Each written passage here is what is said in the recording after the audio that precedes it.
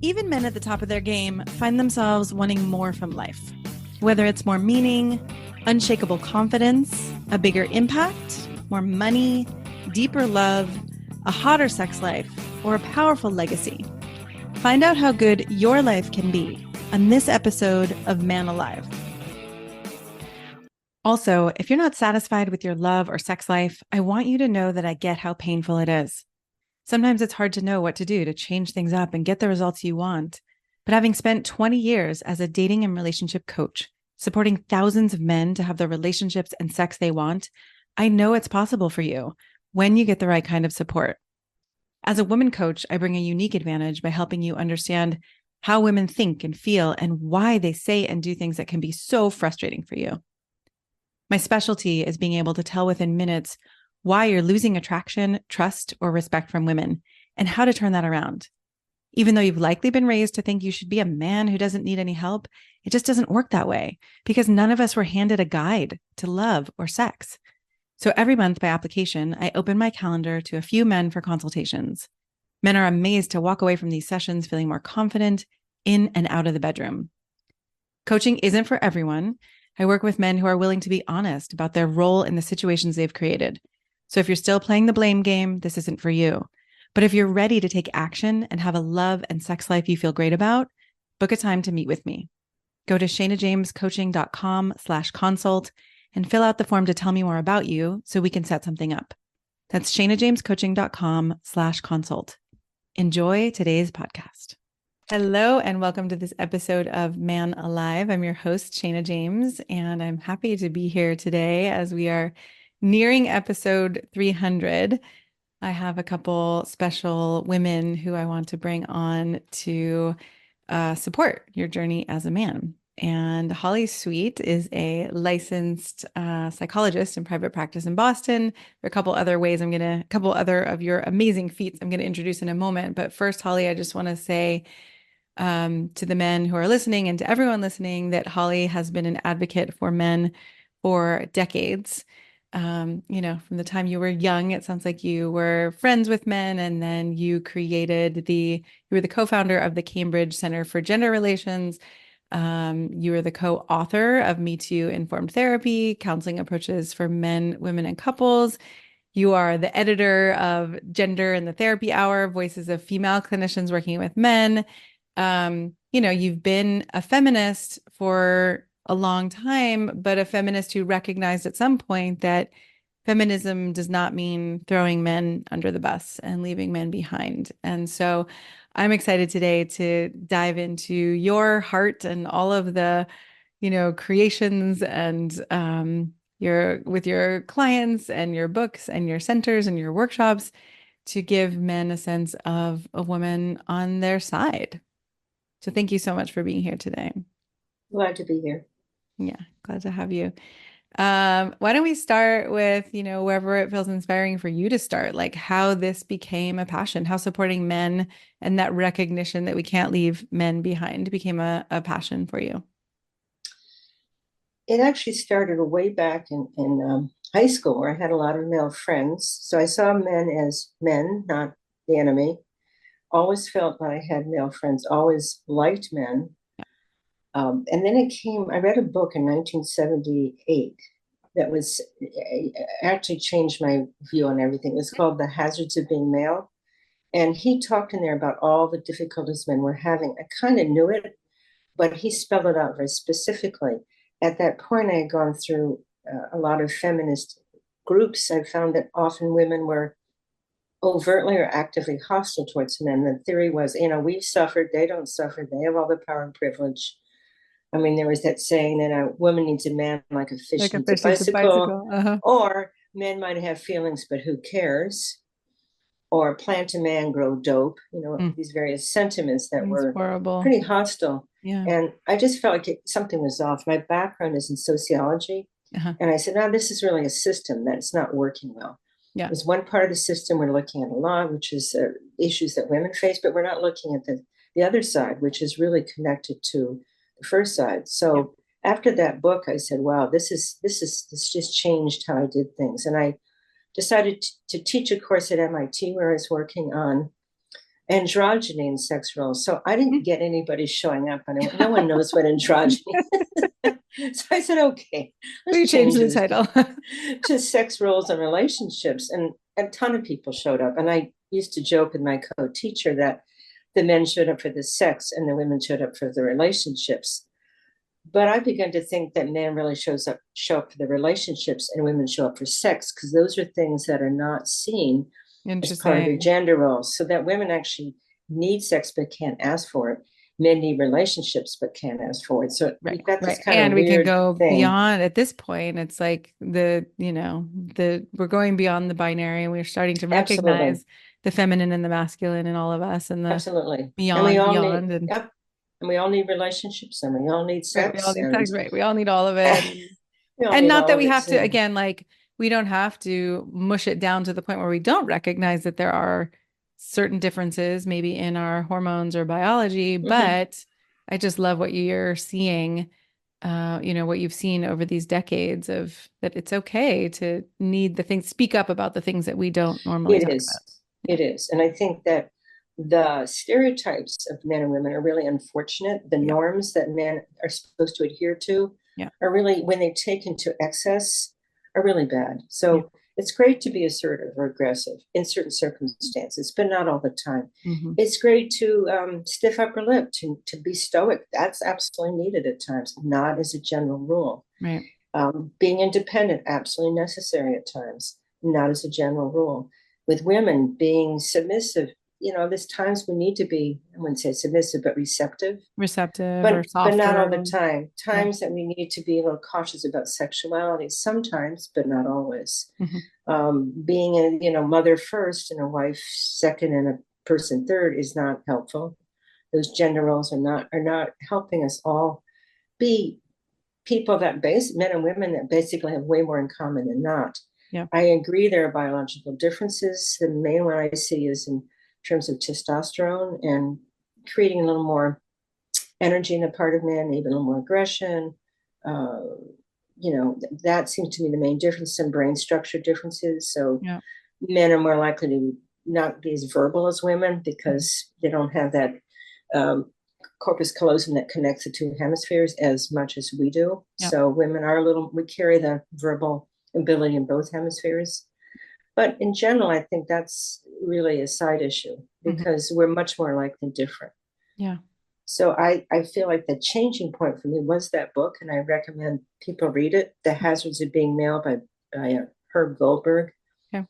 And I also read The 49% Majority, another seminal book in Mm. the area of listening to men, understanding men's struggles. Yeah. But and I did my dissertation. I did my PhD and got it in 1995, but my dissertation was on men's fears and needs in romantic relationships, in heterosexual Oh, romantic relationships, and wow. how women perceive that and their misperceptions. Oh, can you tell And us the some of the main, biggest yeah, the biggest misperceptions? perception was that men don't want to share their feelings. And Uh-huh. men are saying, no, it's not that we don't want to, we don't know how to, we're afraid to, we don't even know how to name them. It's Right. alexithymia, we don't. So women really were saying, well, men are like us. So women often, if they don't want to share their feelings, they don't want to, we know how to. Men were saying we don't know how to. We'll be Right. shamed if we do. Yeah. And that That's was what one I of the see other, so much of yeah, is the shame or that absolutely. I had I was dating a man once who he was crying and with me and he said, I've never cried with a woman without her being turned off or disgusted by me. And I was like, Mm-hmm, oh, mm-hmm, it's mm-hmm. so painful.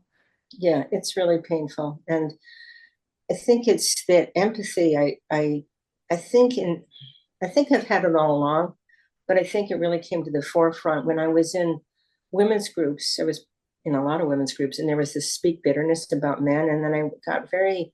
Um, it felt like we really were missing the ball there. Why were Yeah. these women blaming and shaming men? Yeah. So I've decided I'm going to write a book how to blame men, a user's guide. I think it'll be a bestseller How to blame men. because It would be a right. And then we user's can kind guide. of, switch it around once they buy the book. But that would actually probably because sell like hotcakes. I think it would, but I think there's that sense of blaming and shaming that I felt all along in the 90s didn't feel right to me. Yeah. And so I have a male colleague at MIT. We respect each other. We taught this course together. We actually got an award most significant contribution to MIT undergraduate that year, Wow. undergraduate education. Then we said, let's take this outside of the classroom. Let's start a Center for Gender Relations. He, very respectful of women, liked women, and married a woman who was his equal, absolutely, if not his superior in some ways. And we ended up developing the center, which, Yeah. and the whole point of the center was to kind of use the techniques we developed in our class to help men and women understand primarily what's hard about being the other gender. It's Uh-huh. called gender role strain. And I Mhm. think even now people aren't aware of how hard it is for men to Yeah. live up to these unrealistic, rigid expectations.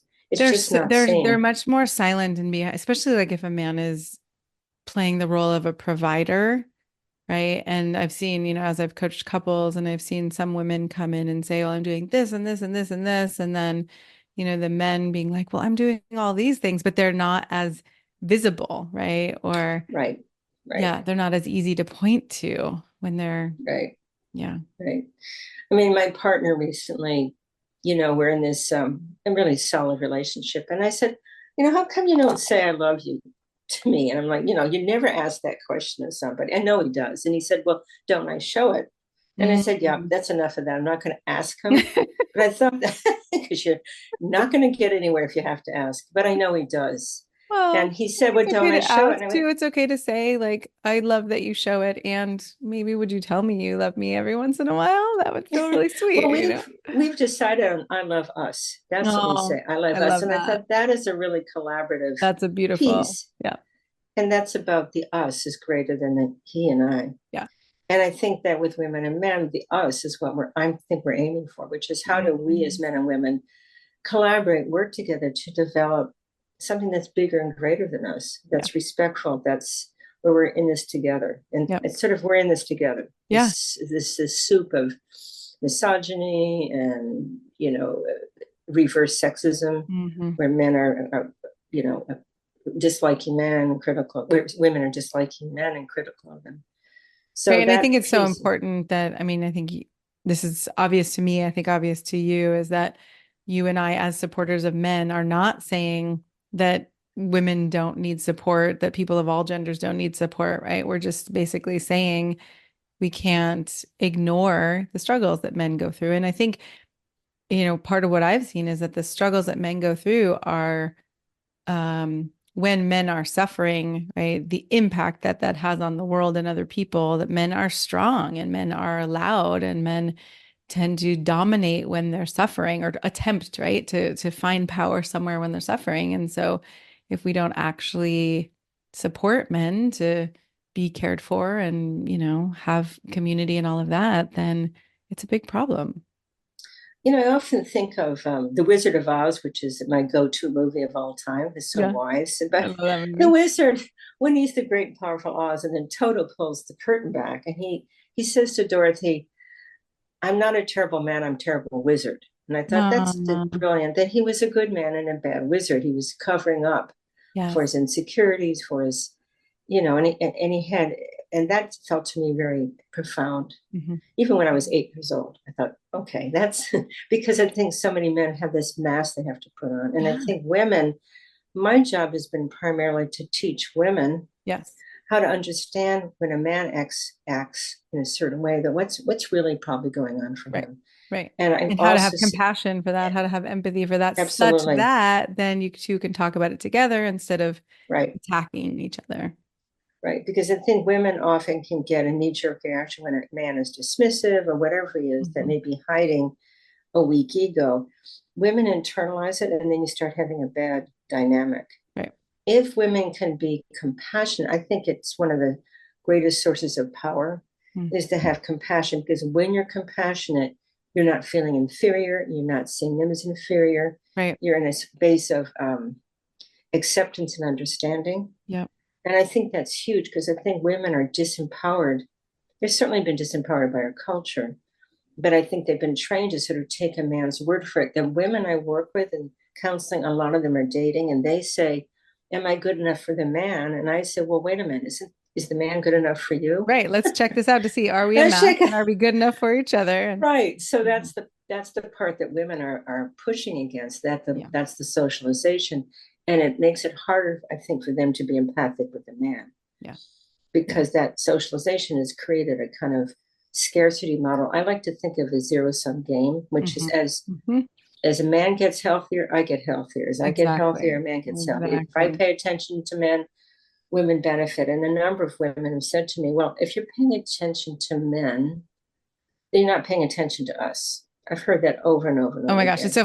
so funny. Women have said that to me too, and I'm like, actually, I'm doing the work for you to create healthier men in the world, right? So that you can actually Right, have more options for, right. people to date and people to be in community with and people to Absolutely, run the government. absolutely.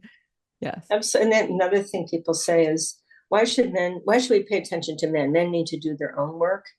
And I'm thinking, well, that's all well and good, but it's not helpful or useful. If you really want to ha- be in a world of men and help men be in healthy relationships, to say Mhm. you've got to do your own work is not particularly helpful because many Mm. men have a hard time doing their own work. Yeah. So I get the argument, but I think it's unfortunate. So part of our job, your job, my job, women who are compassionate towards men, is to work with women to say, if you are compassionate towards men, if you kind of understand what's going on with them, you're going to do better. You won't feel as put down if they say Right.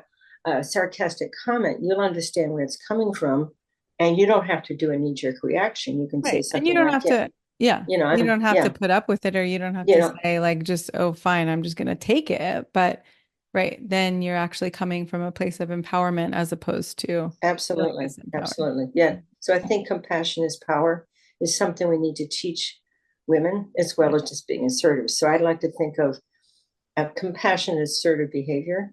So Mm. you put the two together, often people think they're opposite, but compassion and assertion are really very similar Mm. I in love that that. you have good boundaries so that you're not sucked into someone else's difficulties. And I think men, because they're not that open sometimes about what they feel, we interpret it in some way that's not helpful. Right. Then they get defensive, then we get defensive, not useful. So the center I set up with my colleague Lee Perlman was all about we set first of all we started with something fun. We did 2 hour workshops. We had something called Flirting 101 I where remember you said that. the men it was at a fraternity party, the men played women and women played men. So the Which first that's so thing funny. that One of the course that I told you that I led, one of the ways that we practiced as women facilitators were that we practiced being a man approaching a woman. So right. that very similar experience of getting into someone else's shoes and really getting, what is this like? And I started crying. I was so scared and embarrassed. This was that we these are 18 to 21-year-olds. We called it Flirting 101 and we it was a game at first. So it was a fraternity party. And so the guys acting as women they all giggled and went off to the bathroom. And the women loved playing men because They felt they, powerful. well, actually, they belched and farted and scratched their balls and rubbed up against women. So and then women loved doing it. Oh my And they gosh. were loud and because it was sort of this suppressed part of them. Right. It was like this And they freedom. just, Mhm. and also a little bit of a, hey, you guys. So then everyone was laughing. And then we break into single sex groups and talk about what happened and what was really going on there. Why women were going off to the bathroom to talk about the men, and why were the men, doing all these things, and did we get it right? And then we could open up to serious conversation. Yeah. But What did in you find this, in those groups? I think the women didn't realize how hard it was for men to take the initiative, Mm. and I think that men are better able to recognize women's issues because it's been out in public for many years. But they understood that women uh, didn't want the kind of behavior that they themselves showed. They don't want to have somebody drunk come up and rub themselves against the woman. And I think the men kind of got it when it happened to them. They went, Right. oh, yeah, that isn't great. Yeah. So I think they got that what to many men seems fun or playful is really disrespectful. Hmm.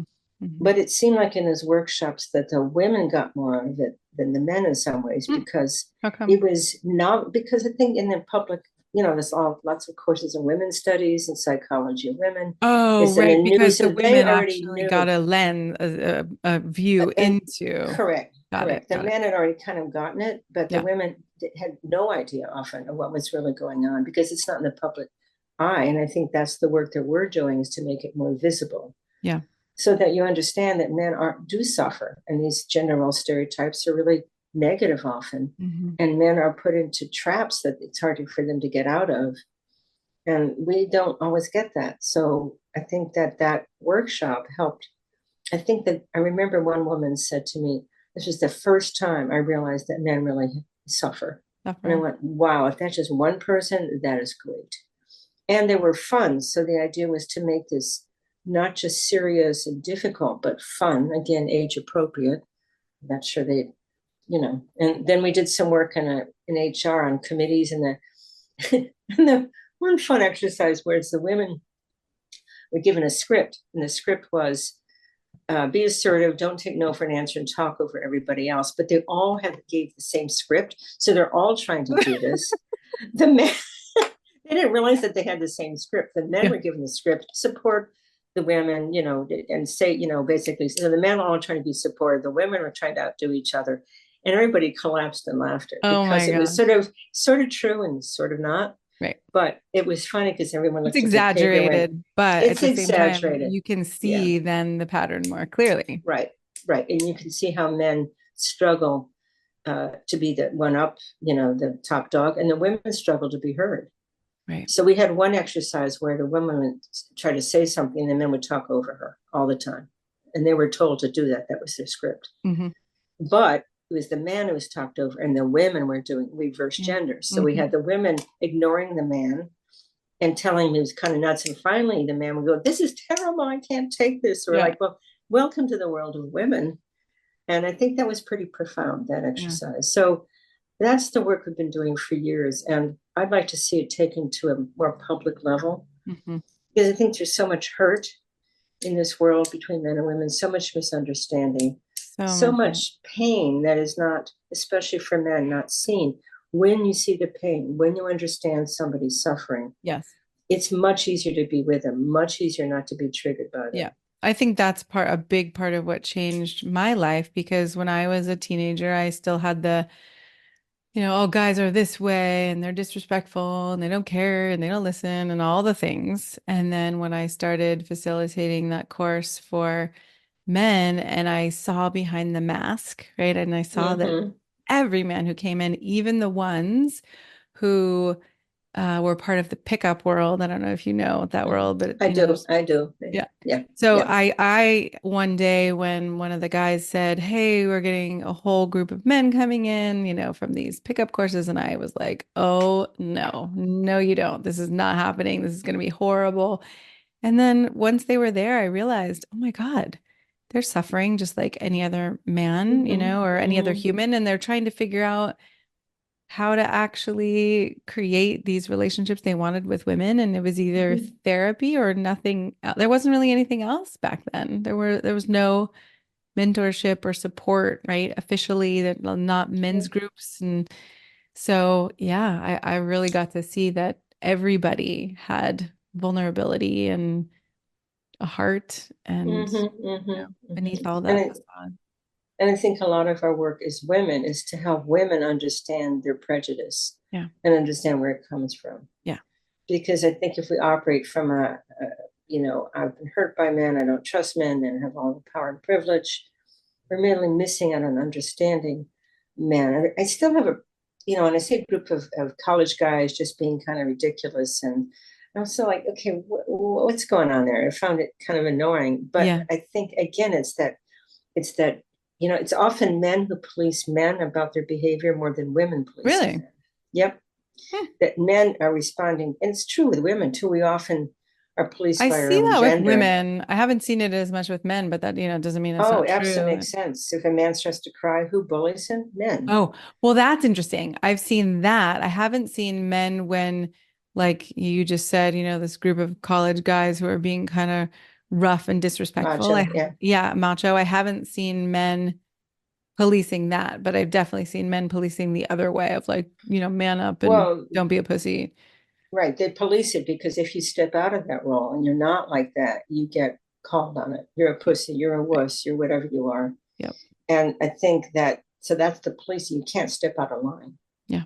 That's saying that something about if the nail that sticks up gets pounded down. Right. So yeah, and I think that men are very vulnerable, and Yeah. they have to be part of what a man looks like. And if they're not, they're shamed. And there's a Right. lot of shame that men Right. carry Yeah. about, their bodies or their sexual prowess or, you know, the size of their, you know, penis or whatever it is, how Yeah. they perform, how they perform. Even that term is odd. When you're in a sexual relationship, you're performing. Well, I don't know. Isn't that for acting? I mean, what's this performance stuff? But I think men have all these burdens that Yeah. we don't quite get, that we as women don't get. Yeah. So that's been my mission really for my whole life, is to help particularly women understand men and Mhm. vice versa. But as a woman, to work with uh, my with women to help them be more powerful, be more assertive.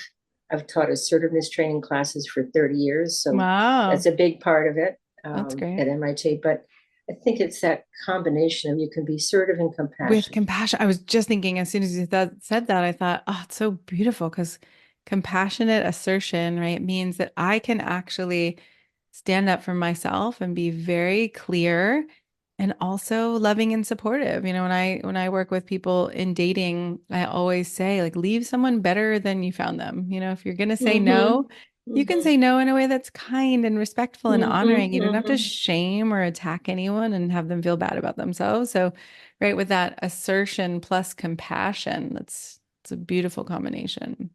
Right. And assertion is not aggression. Right. So that's a big difference. People think, I don't know I work with a group of women from Japanese and Chinese women, Mm. and their culture in general, but also their gender, they tried to be assertive, and they were barely, Yeah. barely passive. And then I said, be aggressive, and they were hardly even assertive. And I went, Hmm. okay, well, I get it's a cultural thing, but in this culture, that isn't going to serve you well if you want to be CEO of something or Right. be a lead, uh, be a lead scientist on a Yeah. project. Yeah. That's not going to work well.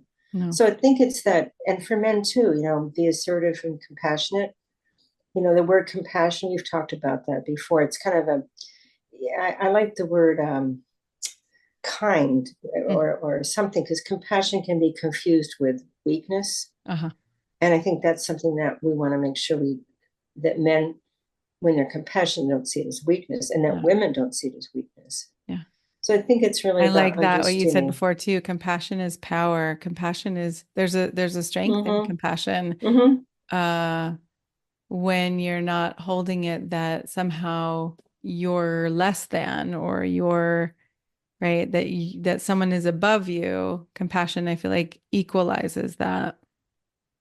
It does. It does. And it's a really powerful force. Yeah. But I think it's something we don't teach. We don't, people, it's not, I think it's such an important skill, and we don't teach it. We don't Yeah. teach it, and men don't learn it, women don't learn it. And it's not about being sucked into someone else's stuff. It's not about putting yourself second. It's about standing and in your own, self, Yeah. standing in your own power and looking at somebody else and having kindness towards them. Yeah. So, and I think that's something that when we teach women how to do that with men, the world is going to be a better place. That's what I And think that a lot of women don't get or haven't had the experience. What I've hardly ever had a bad date. And so many women have had horrible dates and mm-hmm, I often try to think it's not I don't have any, a sense of like I'm better than anyone. It's just like, so why is this happening? And I think there is a way that I empower myself to, be compassionate and to call out the best in men mm-hmm, and mm-hmm, also to notice if there is a sense of unsafety or if that's not going to happen, then I track that before something, before I would even go mm-hmm. on a date. So, yeah, it's like how to support women to understand that being compassionate, you're actually going to be able to be stronger, to empower yourself, and to call out the best in the men you relate with instead Right, of thinking it's somehow going to get worse. right. And in my Yeah. experience dating, I've done some online dating. I've had fun. So I go into it with this is going to be fun. I'm curious. Hmm. I'm playful. I've never had a bad experience. I Yeah. mean, many guys didn't, it just didn't work, but it wasn't, I had fun. Yeah. Mostly I had fun. Yeah. And I didn't feel like they were, any different from me. We're having fun and we're going to see if we're a good fit. But I never was intimidated, never was scared, because I went into it saying, Right. this is going to be fun. And what a great attitude. If we could, in the dating world, say, it's going to be fun. That's, and if it doesn't work, who It doesn't work. cares? At least we're going to have fun. Yeah. So that was kind of yeah. Well, something thank that's you important. so much for your compassion and all the work that you've done in your lifetime to support men. And let's be honest, right? That to support everyone, because the more I believe that men are supported, the more the world is supported, the more balance we have, the more peace we have, the more Mm-hmm. compassion we have. So thank you for Mm-hmm. that. And I know you and I are going to do some more work together, but for today, is Mm-hmm. there anything else that you want to leave listeners with? I guess the main thing is that women and men are way more alike than different, and our gender roles have bifurcated us into these two separate camps. Yeah. And I'd say to women, just have fun with men, and with men, have fun with women. Treat them with respect, but have fun. Don't be afraid of them. Don't push too hard, but just enjoy each other Yeah. as people. Yeah. And, I know you're going to date, that's fine, but if you can just have fun and feel good about yourself and kind towards the other person, it works both ways. Yeah. I think it's going to be a lot more fun dating, and I think there'll be better relationships that come of it. Yeah. Agreed. Agreed. So, Is there anywhere that you want people to come find you? Do you want people to find your books, or do you have a website, or? I have a website. It's drhollysweet.com. Mhm. So they can take a look at that, a little bit about the center, the books. It's about 6 years out of date, but that's okay. You get a general idea of You how I still get a work. general idea, yeah, of all the Yeah. work. Great. And when you look at the name Holly Sweet, just be careful who that is. I could see that. Because there's another Holly Sweet out there who's an expert in gender relations, but it A isn't me. different kind of gender relations. A different kind. You got it. It's kind of a divine joke, but I'm sure everybody will race into see. And go ahead, take a look. It's Yeah, just don't do it on a company computer. that's fantastic. I love All it. right. All Yeah. right. Well, thank you so much for being Well, here it's great to today. be And here. thank you. I'm so glad you joined us for today's episode of Man Alive. I hope you enjoyed our conversation and it gave you something to consider and explore in your life. If you like what you heard, I'd be so grateful for you to subscribe and write a quick review that helps men like you find us. And again, head over to shanajamescoaching.com/quiz or text the word ALIVE, ALIVE, to 44144 to get a sense of how you can become a better lover and leader. You'll start to see how you can be both more respected and desired in your unique and genuine way. If you don't feel as confident or as excited about life or love as you'd like to be, this quiz is a really great starting point and will guide you toward a more passionate love life and a more inspiring and successful career. So again, text ALIVE, ALIVE, to 44144 or head over to shanajamescoaching.com/quiz. Join us each week for a new episode of Man Alive.